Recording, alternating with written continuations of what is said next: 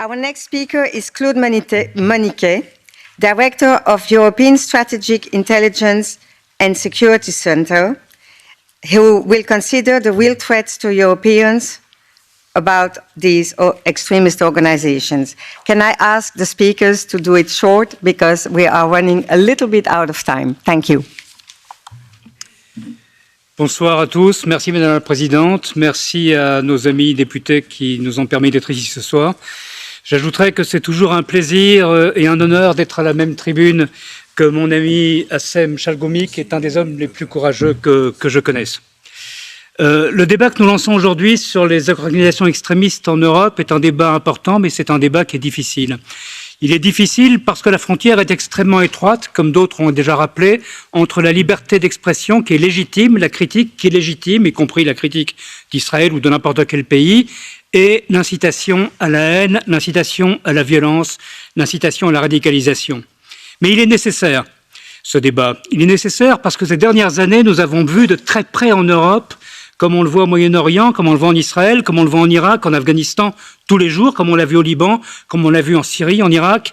Nous avons vu de très près ce qu'est la radicalisation, où conduit le discours de haine. Entre l'attaque du musée juif à Bruxelles le 24 mai 2014 et l'assassinat de Stéphanie Monfermé, une femme policière, au commissariat de police de Rambouillet le 23 avril 2021, des centaines de personnes ont été tuées sur le sol européen et des centaines d'autres ont été blessées. Rien qu'en France, depuis 2014, on recense 42 attaques, 265 morts et au moins 988 blessés. Et si on se place au plan européen, cela donne, France comprise, 77 attaques, 396 morts, 1949 blessés et des milliers de volontaires qui sont partis pour le djihad en Syrie ou en Irak. C'est de cela que nous parlons aujourd'hui. Nous ne parlons pas de liberté d'expression, nous ne parlons pas de liberté d'opinion, nous parlons de la radicalisation qui conduit à ce genre de situation. Nous parlons de ces dizaines d'attentats, nous parlons de tous ces morts.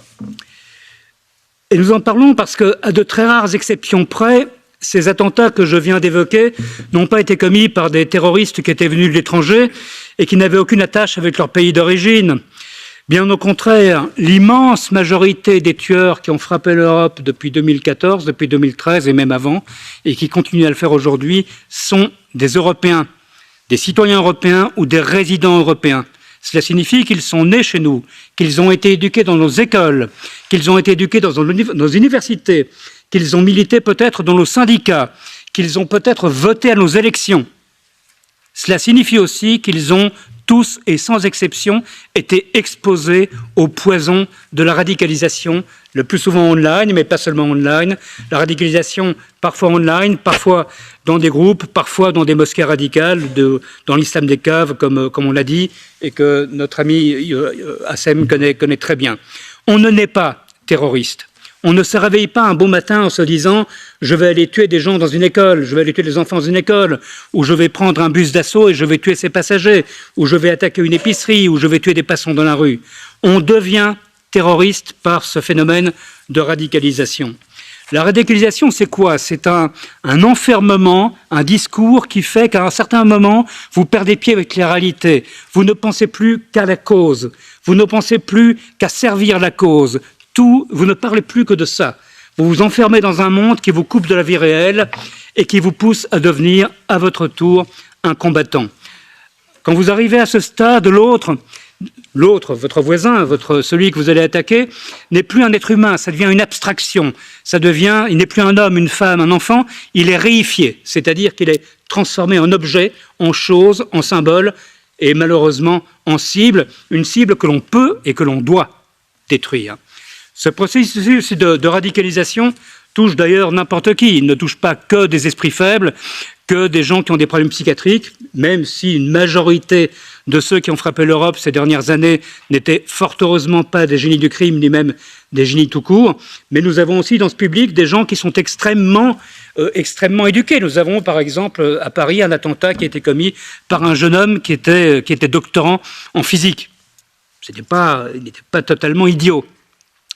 Ce qui veut dire que la radicalisation adapte son discours à son public. Au public des exclus ou de ceux qui se sont exclus eux-mêmes, auxquels j'ai fait allusion, ceux qui peuvent avoir des problèmes sociaux, des problèmes de délinquance, des problèmes psychiatriques, la radicalisation va développer un discours disant « ce n'est pas ta faute, tu n'es pas responsable ». Et au contraire, c'est la société qui est responsable de ce que tu es devenu, de ce que tu as fait. Et nous allons en plus t'offrir une voie de rédemption, une voie qui va te permettre de te racheter par l'action.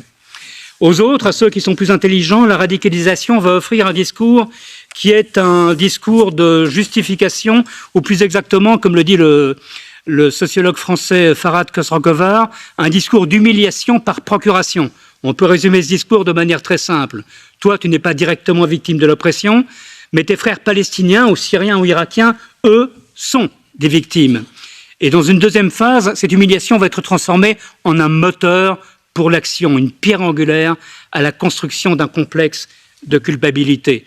On dira, eux, tes frères, ceux qui souffrent, ceux qui sont humiliés, ils meurent sous les bombes, ils combattent jusqu'à la mort. Et toi qui as une vie confortable et calme en Europe, une vie heureuse, que fais-tu pour tes frères ? Voilà la théorie telle qu'on peut très très rapidement l'esquisser. Je vais m'arrêter maintenant, comme d'autres l'ont fait, au cas de Samidoun. J'ai longuement étudié le site web et les réseaux de Samidoun ces derniers jours, et je vais retenir 4 exemples précis et particuliers. Le 26 mars, Samidoun participait à une manifestation, par des manifestations statiques, à une course de vélo, Camp Wevelgem, en Belgique, de manière à dénoncer la présence d'une équipe israélienne dans le peloton. Le 25 mars, Samidoun publie un article accusant la police belge de meurtre raciste. J'en cite un extrait très court. De même que l'impérialisme depuis longtemps est un partenaire du sionisme en Palestine, le racisme d'État et la répression policière est ici un bras de l'État impérialiste et de sa militarisation contre nos communautés. En Belgique, nos communautés qui fuient le colonialisme sioniste, après avoir été chassées de force de leur foyer et terre par l'invasion et l'agression impérialiste, continuent d'affronter la répression d'État, la criminalisation et la violence policière. 23 mars, Samidoun était présent dans une manifestation à Toulouse contre la réforme des retraites, avec 2 mots d'ordre, boycottons Israël et libérons Georges Ibrahim Abdallah. Pour simple rappel, Georges Ibrahim Abdallah est un terroriste communiste libanais détenu en France depuis 1984 pour l'assassinat d'un attaché militaire américain, d'un diplomate israélien et pour la tentative d'assassinat du consul des États-Unis à Strasbourg. Le 18 mars, enfin, Samidoun publie un article sur une manifestation, toujours à Toulouse, contre les violences d'État. J'en cite à nouveau un extrait. Rappelons qu'Israël est le prolongement du colonialisme européen et qu'en ce sens, s'engager pour la libération de la Palestine, de la mer au Jourdain, c'est aussi lutter ici contre le racisme d'État, contre ces violences systémiques et contre l'impérialisme français.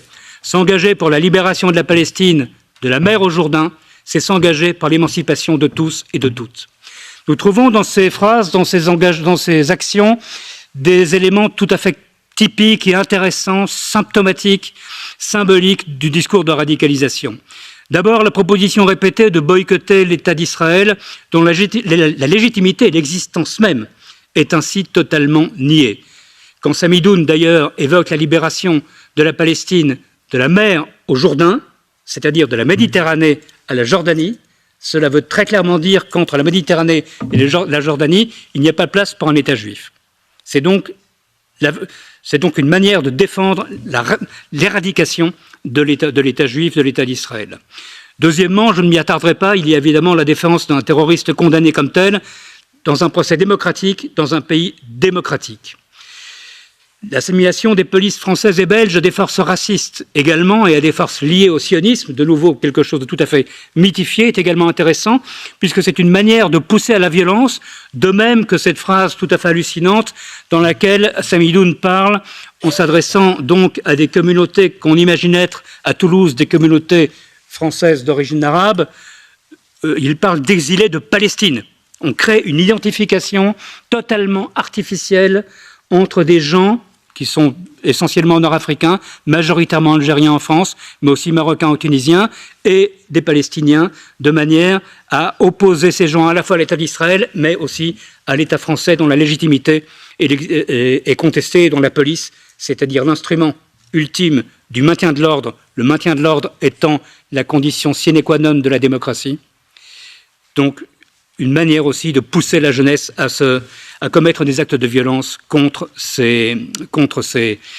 à la fois la France, contre Israël et contre les forces de l'ordre. J'ajouterai, c'est intéressant, ce sera mon dernier point sur Samidoun, que Samidoun ne parle jamais dans ses textes et ses discours des Israéliens en tant que personnes, que citoyens. Elle parle toujours d'un ensemble vague, flou, dans lequel tout se noie. Le sionisme, l'occupation, les forces d'occupation.